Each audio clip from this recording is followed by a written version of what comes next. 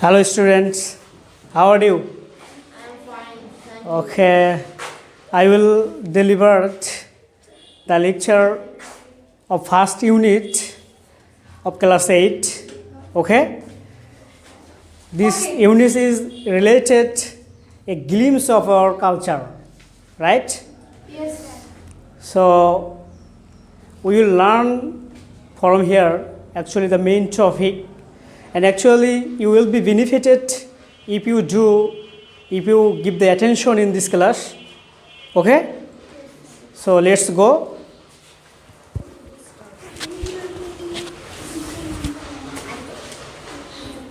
And finally we started this class. This class is a glimpse of our culture. Have you seen? Have you seen? A glimpse of our culture, that means বাংলায় বলি এটা হচ্ছে এক নজরে আমাদের সংস্কৃতি। এক নজরে আমাদের কি? At first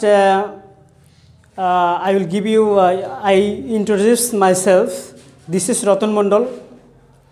I am a student of mathematics of Haji Muhammad Danesh Science and Technology University. Okay,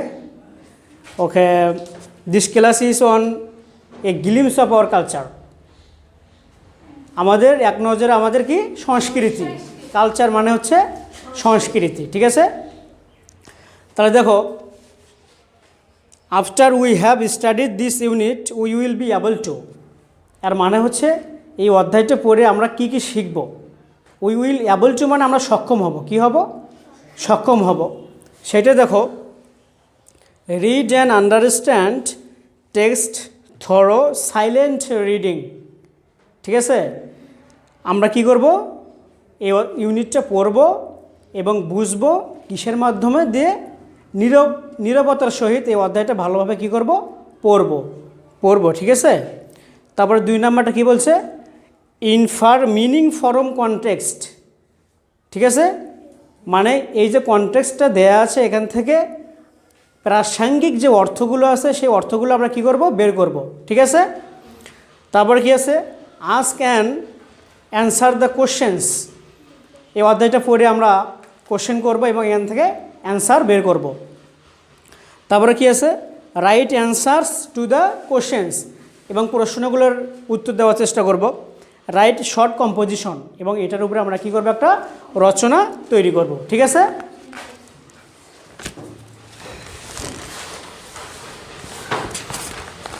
listen on our folk songs. Hour folk সংস মিন হচ্ছে, এর মানে হচ্ছে লোকশিল্প, লোকসঙ্গীত। কি সঙ্গীত? তোমরা কি লোকসঙ্গীত শুনেছো কখনো? বিভিন্ন যাত্রা গান বা শাড়ি গান, জারি গান, এগুলো শোনো নাই তোমরা? এগুলোকে বলা হয়, না আমি জানি না আসলে, এগুলো হচ্ছে আওয়ার ফক সংস, ঠিক আছে বিষয়টা? এখন তারপরে দেখো কিওয়ার্ডস। আমরা যে অধ্যায়টা পড়বো না, এই অধ্যায়টা পড়ার জন্য আমাদের কিছু গুরুত্বপূর্ণ কিছু শব্দার্থ বা ভোকাবুলারি আমাদের দরকার। তার মধ্যে দেখো একটা আছে ফক। একটা মানে ফক মানে হচ্ছে লোকসঙ্গীত। কি সঙ্গীত? এরা মনে রাখবে। মিউজিক্যাল মানে কি? সঙ্গীত, সঙ্গীত বিষয়ক। কি বিষয়ক? বাদ্যযন্ত্র বা সঙ্গীত বিষয়ক। তারপরে কি? ইনস্ট্রুমেন্টস। ইনস্ট্রুমেন্টস মানে যন্ত্রপাতি, কিন্তু এখানে যন্ত্রপাতি হিসেবে ব্যবহৃত হবে না, এখানে হবে বাদ্যযন্ত্র। এখানে কি? বাদ্যযন্ত্র, ঠিক আছে বিষয়টা? এখন আমরা একদম কন্টেস্টে চলে যাব। দেখো কি বলছে, read the text and answer the following questions, ঠিক আছে? এটা আমরা ভালোভাবে পড়ব, তারপরে কি করব? এই বিষয়ে আমরা প্রশ্নের অ্যান্সারগুলো দেব। দেখো কি বলছে, folk songs are songs sung in the traditional style of a community or country, ঠিক আছে? উচ্চারণগুলো একটু ভালো করে পড়বে, ঠিক আছে? ফক সংস মানে হচ্ছে আমাদের লোকশিল্পটা, আর সংস সাং মানে এখানে কিন্তু প্যাসিভ করা হয়েছে। কি করা হয়েছে? প্যাসিভ ভয়েসে করা হয়েছে। মানে আমাদের যে লোকসঙ্গীতটা আছে এটা গাওয়া হয় কিভাবে?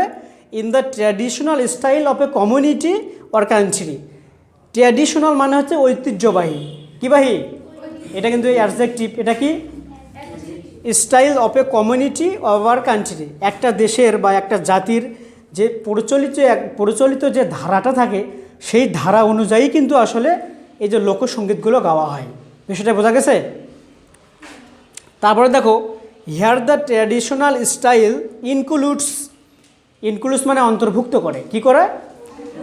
এখানে যে ঐতিহ্যবাহী যে ধারাটা আছে, ট্র্যাডিশনাল মানে হচ্ছে ঐতিহ্যবাহী, স্টাইল হচ্ছে ধারা বা পদ্ধতি বলতে পারো, ইনক্লুডস মানে হচ্ছে অন্তর্ভুক্ত করে।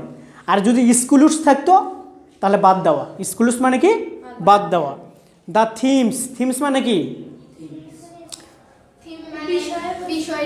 আসল বিষয়বস্তু, বাদ্যযন্ত্রের আসল বিষয়বস্তু। ওয়ার্ডস মানে শব্দ, ওয়ার্ডস মানে কি? শব্দ। অ্যান্ড কি? টার্নস অফ দ্য সংস মানে সুর। তুমি যে একটা গান, মানে যে কেউ একজন লোক যে গান গাবে, তার যে বিষয়বস্তু বা শব্দ এবং সুরগুলো কী হতে হবে? অবশ্যই সুর থাকবে, ঠিক আছে? That have existed for a long time, যেটা দীর্ঘদিন ধরে অ্যামং দ্য কমন পিপল, একটা সমাজের বা একটা কমিউনিটির যে মানুষ থাকবে, সেখানে এই মানুষগুলোর মধ্যে অনেক দিন ধরে যে জিনিসগুলো প্রচলিত, সেই জিনিসগুলো কিন্তু এখানে আসলে বিদ্যমান থাকবে। বিষয়টা বোঝা গেছে কি? তারপরে দেখো কি বলছে, we have a rich history and collection of folk songs in Bangladesh. বলতেছে আমাদের এই যে বাংলাদেশে এই যে লোকসঙ্গীতের কিন্তু অনেক সমৃদ্ধশালী ইতিহাস আছে, সমৃদ্ধ ইতিহাস। রিচ হিস্টোরি মানে হচ্ছে সমৃদ্ধ ইতিহাস। রিচ মানে কিন্তু ধনী, কিন্তু এখানে রিচ মানে হচ্ছে সমৃদ্ধ হিসাবে কাজ করবে। আবার হিস্টোরি মানে তো ইতিহাস, তোমরা জানোই। Collection of folk songs in Bangladesh, তাহলে আমাদের এই যে বাংলাদেশে যে লোকসঙ্গীতটা আছে, এটার ইতিহাস কিন্তু আসলে দীর্ঘদিনের, অনেক সমৃদ্ধ একটা ইতিহাস।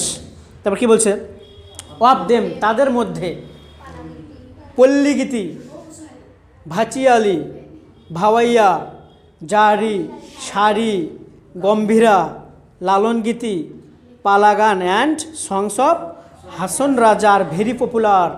বলছে এগুলোর মধ্যে পল্লীগীতি গান বোঝো?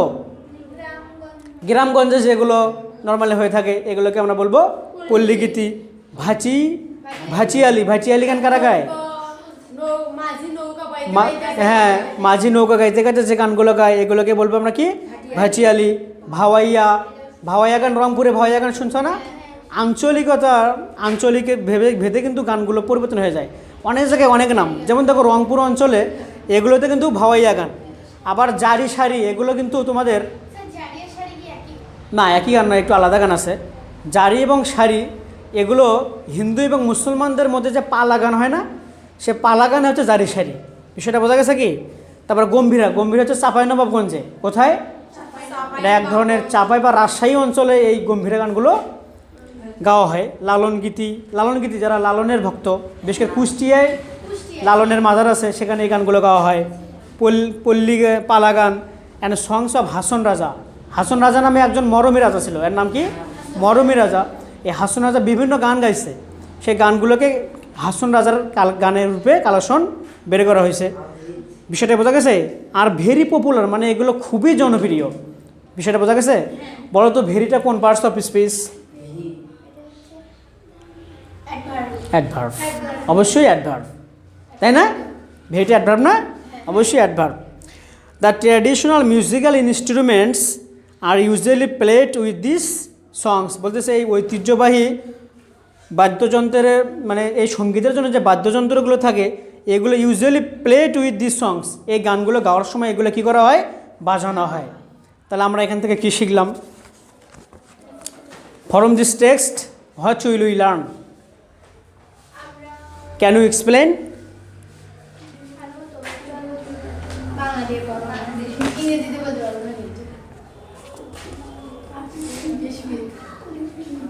Actually,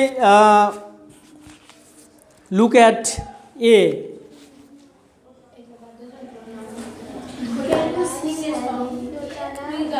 The question number 1.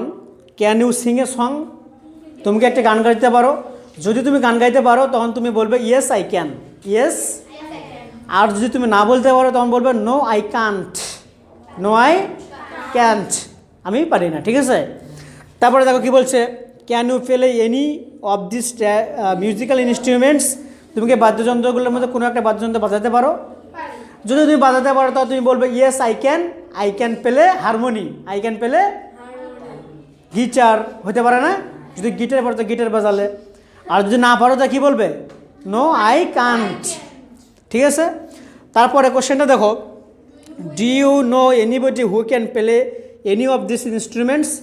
বলছে তুমি কি জানো যে তুমি এমন কাউকে চেনো যে সে এই ইনস্ট্রুমেন্টসগুলোর মধ্যে যে কোনো একটা ইনস্ট্রুমেন্ট কী করতে পারে, বাজাতে পারে?